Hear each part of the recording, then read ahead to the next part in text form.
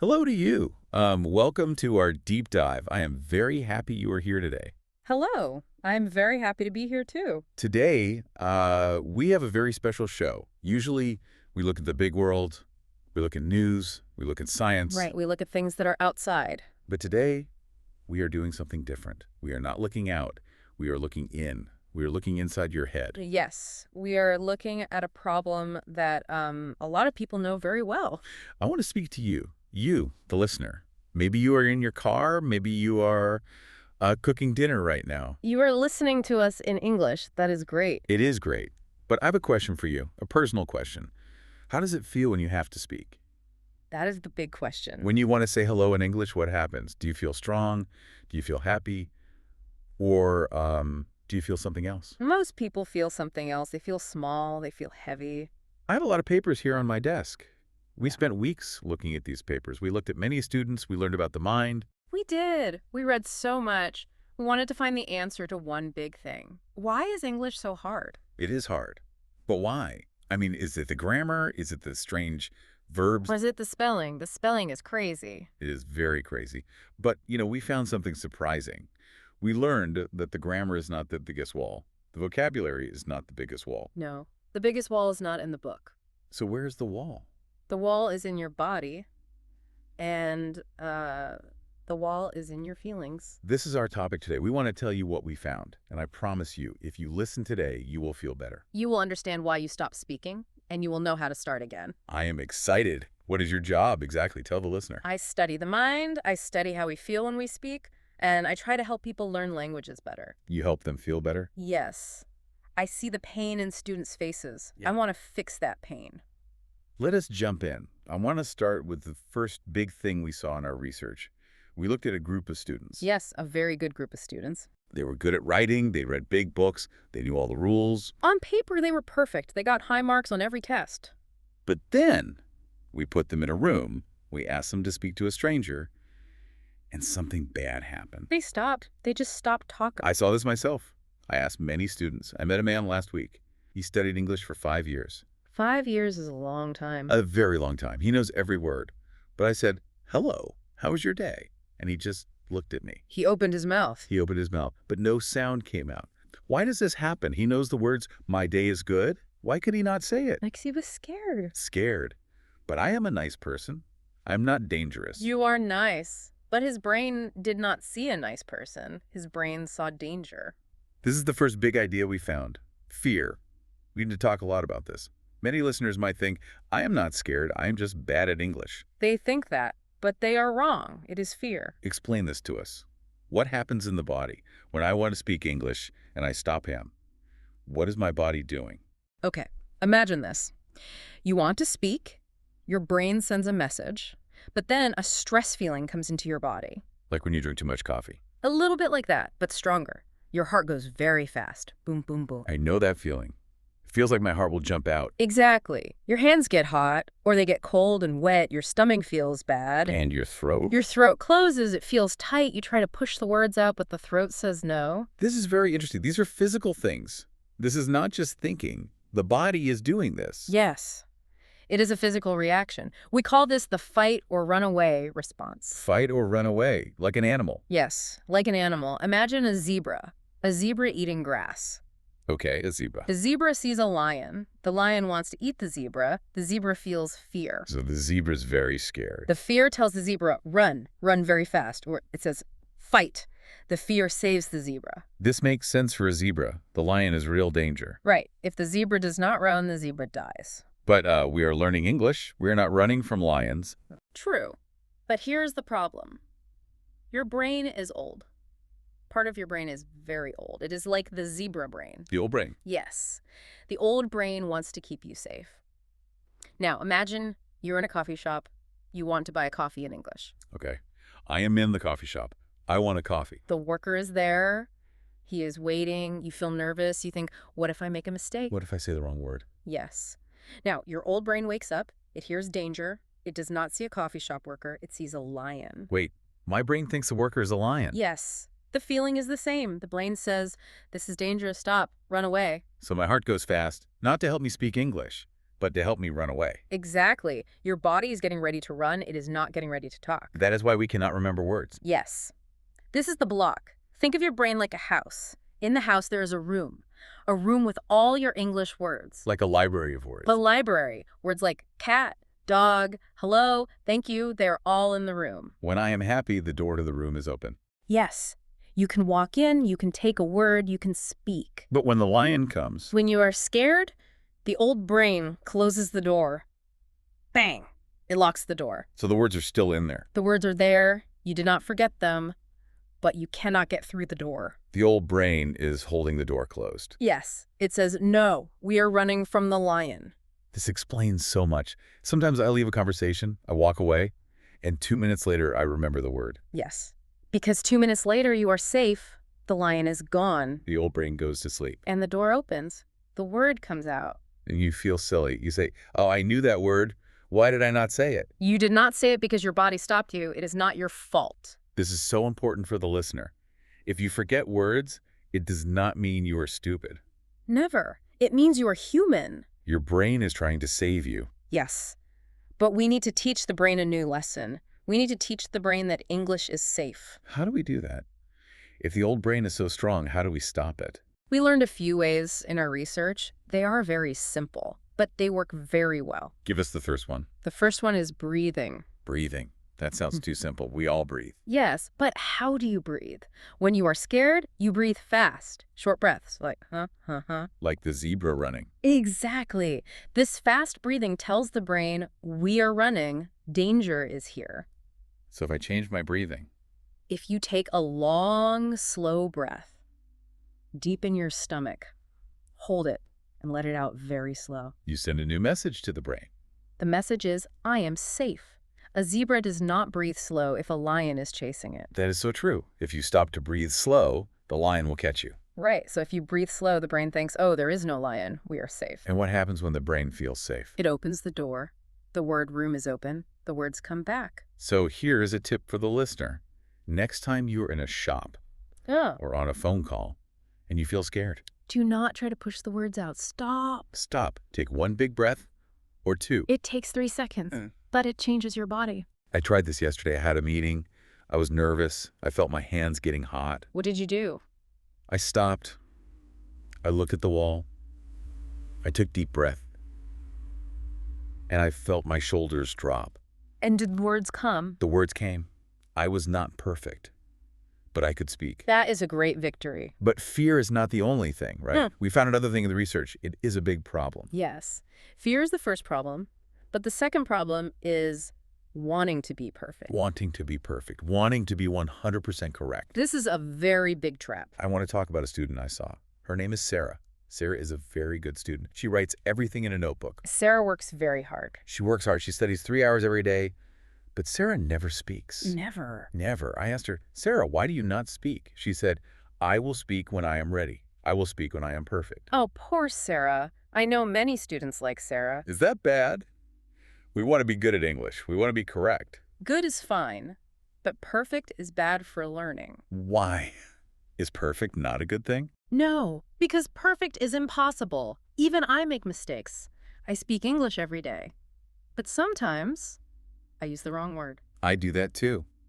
Sometimes I say a sentence and it is messy. Yes, but you do not stop speaking. Sarah stops. If you want to be perfect, you stay silent. You wait. You wait for a day that never comes. Exactly. You wait forever. We call this problem the judge. The judge in the head. Tell us about the judge. Who is this? The judge is a voice in your head. We all have this voice. When you speak English, the judge is listening. And what does the judge say? The judge is very mean. He says, that is wrong. He says, do not say that. People are looking at you. He sounds like a very bad teacher. He is a terrible teacher. He marks everything you say with a red pen. I do this when I write an email. I write a sentence. Then the judge says, no, that is bad. So you delete it. Yes.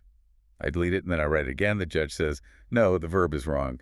So I delete it again. You spend 20 minutes on one short email. Yes. It takes so much time. That is the judge. He takes your time. He takes your happiness. We found in our research that we must tell this voice to be quiet. We must. We have to tell the judge to go away. How do we do that? How do we stop wanting to be perfect? We must learn from babies. Babies. Little children. Yes. Think about a baby, a 1-year-old baby. The baby is learning to walk. Okay, I see the baby. The baby stands up, Yeah. the legs are shaking, the baby takes one step, and then boom, The baby falls the down. baby falls hard. Now, what does the baby do? Does the baby cry? Does the baby say, I am stupid, I will never walk again? No, the baby does not say that. The baby just looks around. Maybe the baby laughs. And then what? The baby stands up again. Yes, the baby tries again, the baby falls 10 times, 20 times. The baby does not have a judge in its head. Exactly. The baby does not know the word perfect. The baby only knows the word try. Falling is just part of walking. Yes, English learners must be like babies. Falling is okay. Mistakes are good. But we are adults. We feel bad when we fall. We feel stupid. I know, but the brain needs the mistake. The brain needs the mistake.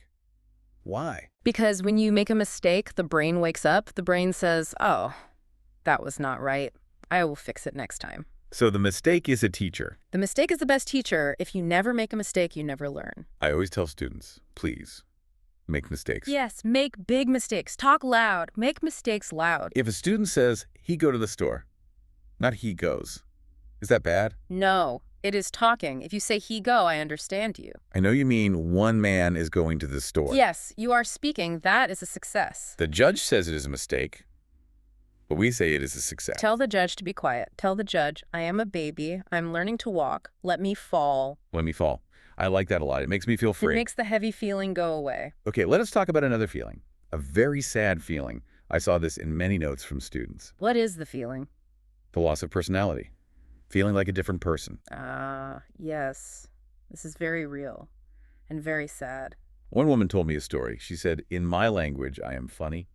I make jokes. I am smart. I talk about big things. She's a very interesting person. Yes, but she said, in English, I am boring. I feel small. I only say simple things. I hear this every day from students. You feel like you lose who you are. I feel stupid sometimes when I try to speak a new language. Yes. We call this the smart gap. The smart gap. Explain the gap to us. Okay. Your brain is smart. You are an adult. You have big ideas. My brain is up here. Very high. Yes. But your English is young. Your English is maybe 2 years old. So my English is down here. Very low. Exactly. You have a big idea up high, but you have small words down low. You want to share a big feeling, but you can only say, I am sad. And that gap makes people sad. Yes. It makes people angry, too. You're a boss at work. But in English, you sound like a child. I remember a dinner I went to, people were speaking English. They were laughing. They were telling funny stories. But what did you do? I sat quietly. I had a very funny story in my head. I wanted to tell it, but I thought, I do not have the words. So you did not speak? No, I just smiled. Yeah. I felt like nobody could see the real me. That is a very lonely feeling. It is. So what is the advice? How do we feel better? First, remember who you are. You are smart. You are not stupid. You are just new at this language. English is just a tool. Yes. Imagine a man who builds houses. He is very good at building houses. Okay, a good builder. No, give him a toy hammer, a small plastic hammer. Can he build a house? No. The toy hammer is too small. Is the builder stupid? No. He is very smart. He just has a bad tool. You are the smart builder. English is your tool. Right now, your tool is small, but you are still smart. I am not the problem. The tool is the problem. And the tool will grow. Every day you study, the hammer gets bigger. It takes time to grow. But also, I think we need to look at simple words differently. How do you mean? We think big words are better. We think big sentences mean we are smart. But is that true? No, not at all. Think about the biggest things we say in life. I love you. That is very simple. It is very simple and Yeah. very strong. Help me. Yeah. I'm sorry. These are A1 level words, but they're the most important words in the world. You do not need big words to be a good person. No. You can show you are funny with your face. You can show you are warm with your smile. If you say, this is good, and you smile big, people know you are happy. You do not have to say, this is an amazing and beautiful thing. No. This is good is enough. Simple is clear. So do not be angry at the gap. The gap will close over time. Just give yourself time. Let us look at the next problem we found in our research. This is about looking at other people, comparing. Comparing yourself to others, this hurts your learning a lot. Let me share a story. I saw a student in a class. Her name was Maria. Maria was very nice, but she spoke slow, like me. Okay. You and Maria spoke slow. But there was a man named David. David? David sat in the front of the room. David spoke very fast. The teacher asked a question. Boom. David had the answer. He knew many words. And how did you feel when you looked at David? I felt very bad. I looked at David. Then I looked at me. I thought, why am I so slow? I am bad at learning. You compared yourself to David. This is a big psychological problem. It is human to do this, but it is bad. Why is it bad to look at David? Because you do not know David's story. We call this the iceberg idea. The iceberg, like a big mountain of ice in the sea. Yes. Imagine you are on a boat. You look at the ice in the water. You only see the top part, the small part in the air. Yes, I see the top of the ice. That top part is David speaking fast today. That is the success you see. But what about the rest of the ice? Most of the ice is under the water. You cannot see it. It is very big. What is under the water for David? Under the water is his hard work, years of study. Maybe David lived in London for 2 years. You do not know. Maybe David studied 5 hours every day. Yes. Maybe David made 1,000 mistakes last year. You only see the success today. You do not see the years of hard work. That is not fair to me. It is not fair. You compare your first day to his 1,000th day. It makes you feel small. So we should not look at other people. No. Do not look at them. Looking at others hurts your learning. Look at yourself. But how do I know if I'm doing well? Who do I look at? Look yesterday. Look at yesterday. Yes. Ask yourself, do I know one more word than yesterday? Just one word. Just one. If the answer is yes, you are doing great. Ask yourself, can I say one more sentence than last week? If yes, I am winning. Yes. That is all that matters. Are you better than the old you? That feels much better. I do not need to be David. I just need to be a better me. Keep your eyes on your own work. Run your own race. That brings us to another big thing we found. The road of learning. The long road. Yes. We found that many students get tired and they give up. They stop completely. Giving up happens a lot. But they do not give up at the start. The start is fun. Yes, the start is very fast. You learn dog, cat, hello. You feel very smart. You feel like you are walking up a mountain, going up and up. But then things change. You hit the flat road, the plateau. A flat road.